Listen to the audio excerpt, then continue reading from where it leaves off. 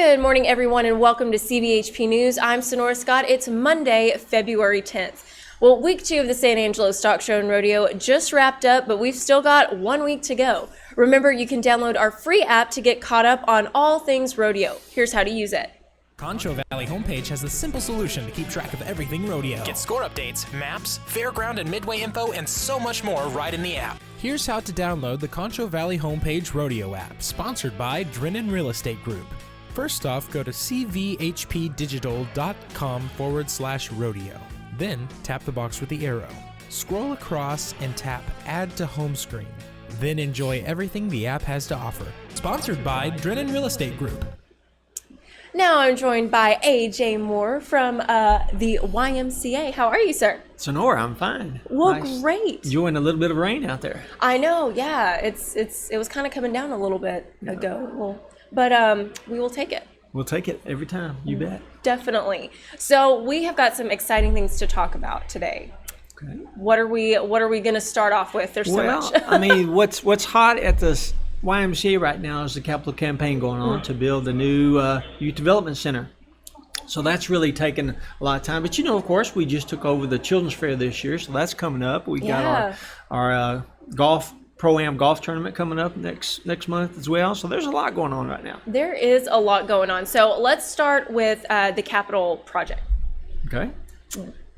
Well, let me tell you what the capital project is. All right. It is a $7.5 million fundraising project to build a new youth development center and preschool out on College Hills. Now, that's if you know where the new multi-sports complex they're building there, is right across the street from it. I mean, just That's dead perfect. Across the street. Perfect place for it. And there's a building already there that we're going to remodel, and that's going to be, half of it's going to be, it's about an 11,000 square foot building. Half of it's going to be a preschool. It's going to be able to hold about 80 kids in it. The other half of it is going to be an interactive kids museum, and it's called Y-Town. And let me tell you a little bit about it, because it's really fun. cool. There's nothing like that around here. You have to go to one of the big metroplex areas to find anything like that. But you're going to have large rooms that are going to have, there's going to be a Lego room. There's going to have 10,000 Legos, all shapes and sizes and colors, where the kids can go in there and make stuff. There's going to be a construction room.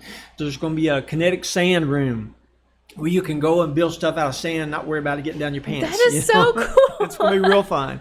There's going to be a water room that's going to have a concrete river running through it. The kids can pan for gold, or they can make little wooden boats and sell it down there and spend. But you can be able to spend the whole day there. Yeah. Now, back behind this, there used to be, it was a closed down car wash. Well, we bought the car wash, and we're fixing to build a multi-gymnasium there that's going to hold a cafeteria and kitchen. Of course, you have to have that when you have a preschool. Oh, yeah. But then there's going to be a huge indoor playground, almost 3,000 square foot indoor playground there.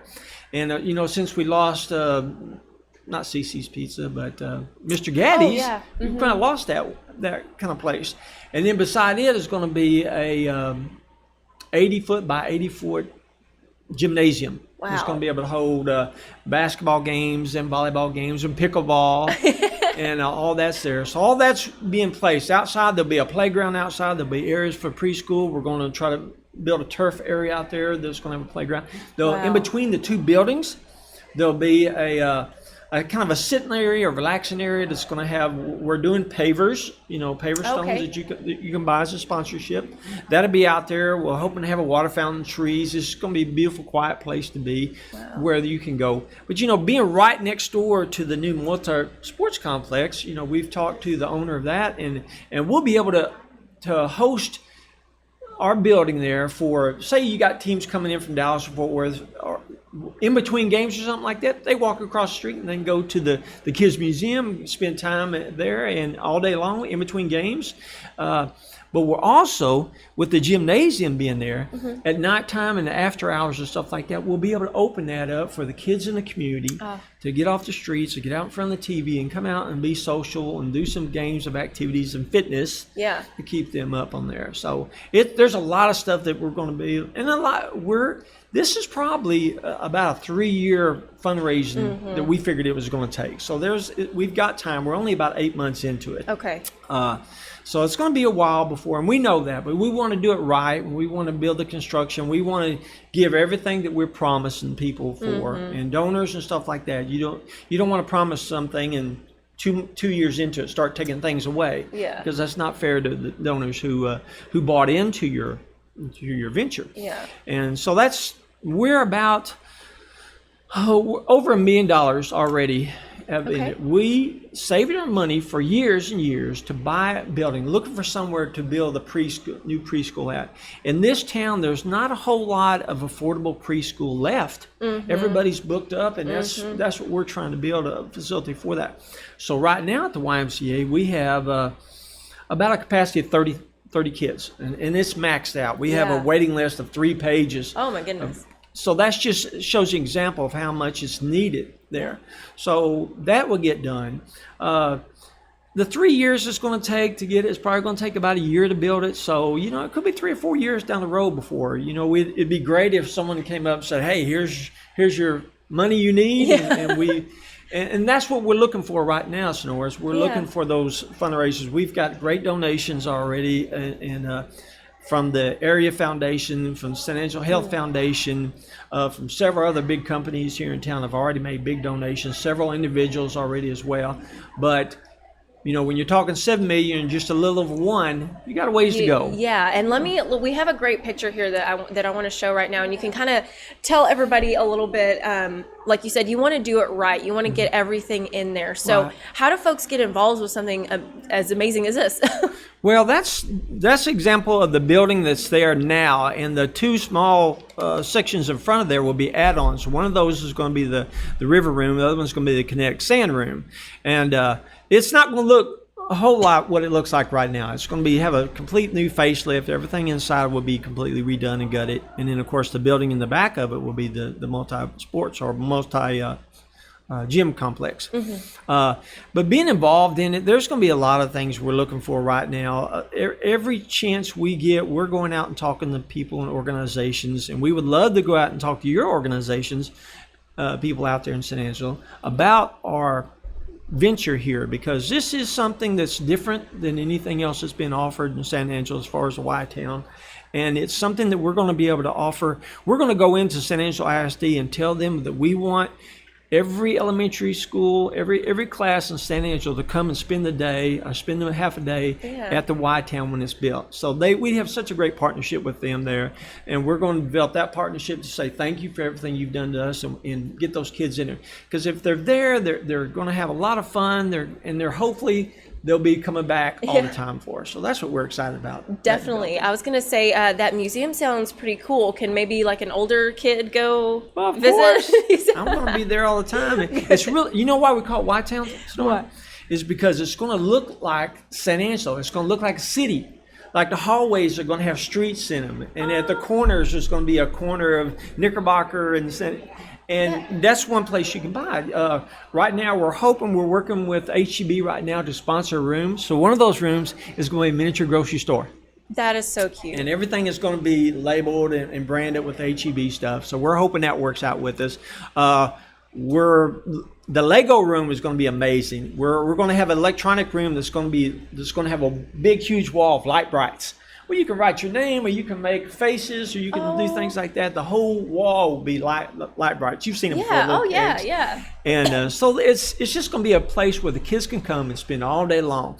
There'll be we're going to have a cafeteria there, so we'll open it for special events where the kids can have snack bars, and that will be open as well.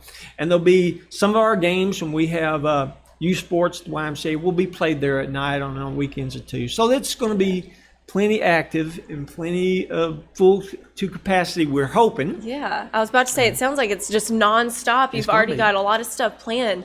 And, like you mentioned, this is a safe place for kids to go. Right. The after hours, the weekends, right.